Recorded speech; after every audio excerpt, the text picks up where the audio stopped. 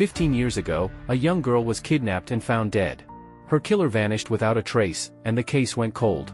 Now, the clock is ticking, only 5 days left before the statute of limitations runs out and the killer walks free forever. The lead detective races against time to find the culprit. Then, just as the deadline passes, another child goes missing, under eerily familiar circumstances. Can they catch the kidnapper before another life is lost? Ha Kyung wakes up from her nightmare, eyes empty and soul lifeless. 15 years ago, her daughter, Soo-jin, was kidnapped. Since then, the kidnapper was never found.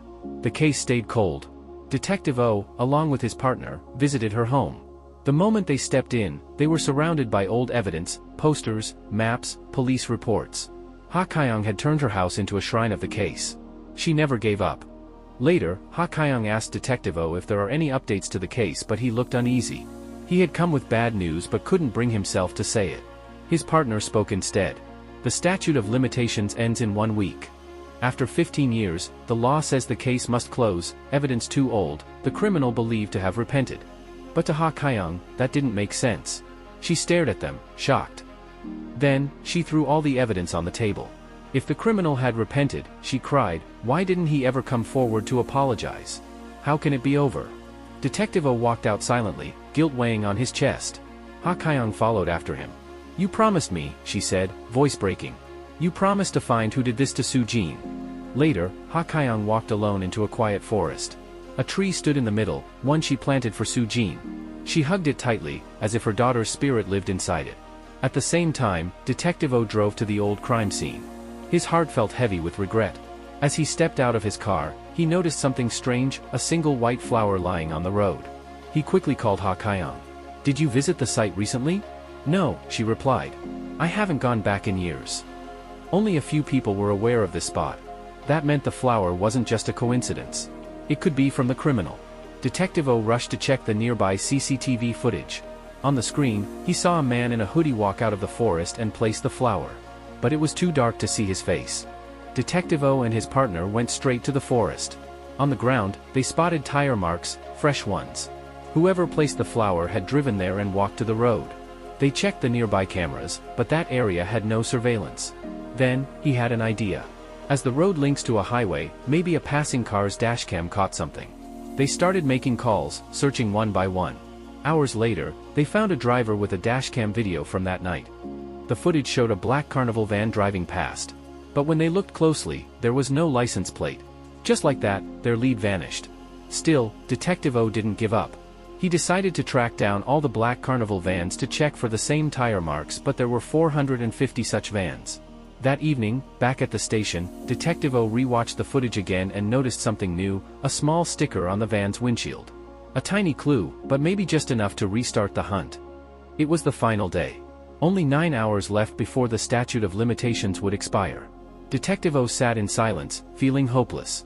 Just then, something caught his eye. A familiar sticker on a parked van. His heart raced. He crouched down and checked the tire marks, they matched exactly. Then, from the corner of his eye, he saw someone, a man in a hoodie walking away. Detective O didn't hesitate. He chased after him through the narrow street, but the market was packed with people. He lost sight of the man for a moment. He ran into the wet market. Suddenly, the man appeared again. Detective O sprinted after him, weaving between vendors, searching every corner. He spotted a small restaurant and pushed the door open. Inside, a man sat alone at the corner table. Black hoodie. Dripping umbrella. Face hidden behind a newspaper. He slowly approached and sat across from him, watching closely. Just as he was about to approach the man, a waitress arrived with the man's food. In a flash, the hooded man shoved the waitress aside and bolted out the door. Detective O jumped up and chased him again. But before he could catch up, the man sped off in a car. Another escape. Ha Kyung was also at the market. She had overheard that Detective O was heading to the marketplace and rushed over. When she saw the commotion, she knew that was her daughter's killer. But when they checked the license plate on the van, it turned out to be fake. Another dead end. Detective O stared blankly, crushed by failure. Ha Kyung came to him, clinging to hope. We still have 2 hours, she said. Let's try again. Maybe someone saw his face. But he looked away and said coldly, it's over. You should move on. Her heart broke.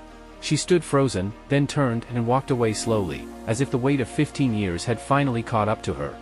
The next day, Detective O turned in his badge.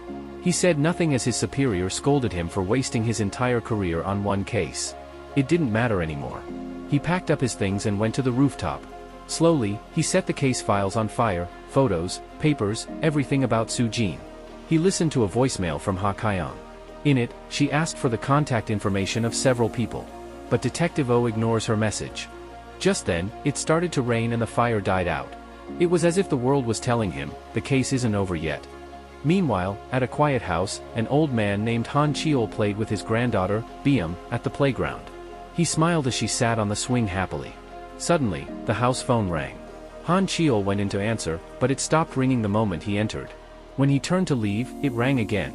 This time, he picked it up, and heard Byum's voice. He froze. Something felt wrong. He rushed outside, calling her name. But she was gone. Kidnapped. Later, the police filled the house. They set up cameras and tracking equipment, preparing for the kidnappers' next move. They had to be ready. Outside, Han Cheol stood alone at the playground. A phone rang but it wasn't his. The sound came from the grass nearby. Hidden inside was another phone. Untraceable. He answered. On the other end, bomb screams echoed. He looked toward the house, trying to signal the police, but they didn't see him. The lead detective was too busy giving orders to notice. Back in the house, the kidnapper called Byum's mother. He demanded 50,000 but warned her not to involve the police. Byum's mother insisted on knowing if she is safe and alive.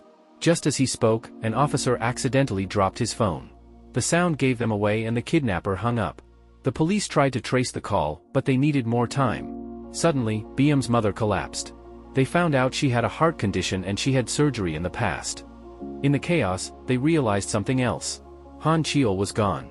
And his phone had been left behind at the playground. Later, the team managed to trace location of the hidden call. But when they got there, the kidnapper was already gone. No fingerprints.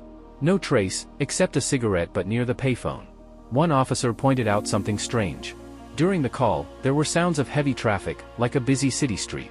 But when they visited the spot, all they heard were cicadas. Still, the call history showed the exact time and length. The team brushed off the doubt. Then, the phone rang again. This time, the kidnapper gave instructions to check the garbage truck nearby. He said there would be proof the child was still alive. The same method had been used on Ha Kyung 15 years ago. A flashback showed her digging through piles of trash, her hands trembling, her face streaked with tears. All she found was a Polaroid, her daughter's face, staring back at her. Now, Bomb's mother finds the Polaroid of her child. Same background. Same cruel message. Later, the current team dug deeper, and discovered that a similar kidnapping case had happened 15 years ago, Su Jin's case. It had never been solved. But when they searched for the files, they found nothing. The evidence was gone. Just then, a poster slipped out, an old sketch of the suspect's face. The detective realized that Detective O was the lead detective and rushes to find him for more information. He heads to Detective O's house and when O learns about the kidnapping and the way it was carried out, he froze. The killer is back. He told the detective everything he remembered. Back then, the kidnapper had asked for the money to be dropped at Yongsan train station. At exactly noon. On the day of the exchange, detectives were in place, watching from every corner. Just then, the train pulled in and a crowd of soldiers, all in the same uniform, flooded the platform. In the chaos, the ransom bag was switched. The kidnapper blended in by wearing an army uniform, disappeared into the crowd and vanished onto the tracks. The detectives never caught him. The bills were fake and marked. The team hoped they could trace the money to catch the kidnapper. As the media learned about the case, the police chief ordered everyone back to the station to trace the marked bills and to quickly solve the case. There was nobody by Ha Kyung's side to help her if the kidnapper called again. Back in the present, the kidnapper called again. Same instructions. Same duffel bag. Same location. Same time. Yongsan Station. Noon. Detective O didn't hesitate. He boarded the train heading to the station. His eyes scanned every passenger, searching for anything out of place. Suddenly, Detective O spots a man dressed in an army uniform sitting by the station. Meanwhile, Bomb's mother arrived, clutching the ransom bag tightly. She placed it at the exact spot. The team was ready, officers positioned around the platform, eyes trained on every corner. Then the train pulled in and hundreds of men wearing the army attire alighted from the station. In that chaos, it happened. The bag was swapped. Concurrently, Detective O unlocks the train door and heads onto the tracks. Back then, the kidnapper must have escaped through the tracks as they had checked every face, blocked every exit and still lost him. This time, Detective O couldn't let himself make the same mistake. He ran through the tracks and he spotted the criminal. Detective O chased with everything he had. Finally, they caught up. The man was tackled and handcuffed. But they were stunned when they saw his face. It was Han Cheol, Bom's grandfather. At the station, Han Cheol sat in the interrogation room. He told them everything. He had received instructions to go to an abandoned warehouse. He entered the storage room because he heard Bom's screams. But it was a trap, just a recording. The door slammed shut behind him. He was locked inside and he wasn't sure how many days he was locked up for. Then, one morning, the door creaked open. A note had been left inside his car: wear the army uniform. Go to Yongsan Station. Toss the bag over the fence. Or BM dies. He obeyed. He had no choice. Now he begs the police to find BM. But the officers didn't believe him.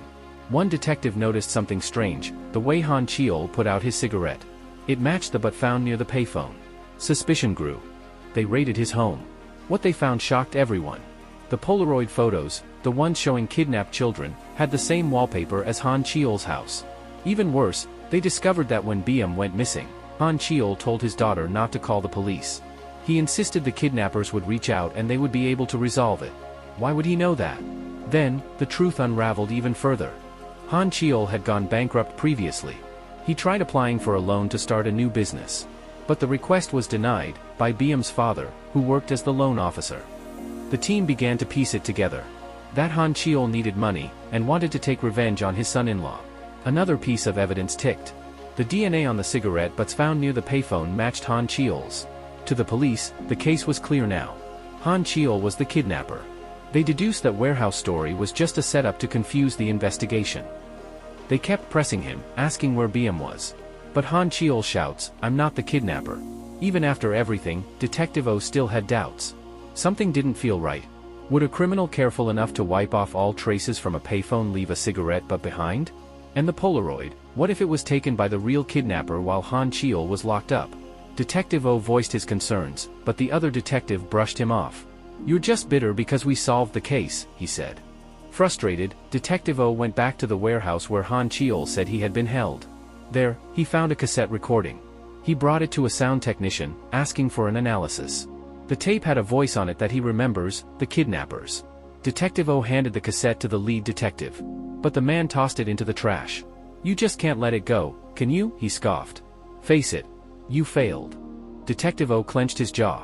If Han Cheol is the kidnapper, then where's Bomb? But the team had already made up their minds. She's probably dead, buried somewhere remote, so the sentence is lighter without a body. Detective O stared at them in disbelief. That's ridiculous. But they didn't care. The lead detective added, "We matched his voice to the payphone recording. You can't fake a voice. It's like a fingerprint." Still not convinced, Detective O returned to the sound shop. He asked for the original clip of the kidnapper's voice from 15 years ago. The technician compared the two. He frowned. "This is strange. The girl's voice on the new tape is clear, like she's close to the mic. But the kidnapper's voice is muffled, like a second-hand recording." Then he paused. "The male voice, it's the same in both tapes. The one from 15 years ago and now." The technician continued, "And listen closely, there's a ticking sound in the background of the new one. That wasn't there before." He explained that the poor quality was likely because the kidnapper's voice on the recent tape wasn't real-time. It was a recording of a recording, which would also explain the mismatched background sounds. Suddenly, it clicked. Someone was copying the original kidnapper. And the person who knew the most about the case was Ha Kyung. Could she be behind this? A flashback begins, taking us back to the final day before the statute of limitations expired. Ha Kyung refused to give up. She visited the restaurant where the killer had appeared the day before. The owner said everything had been chaotic that day. His wife had ended up in the hospital. Neither of them had seen the killer's face clearly.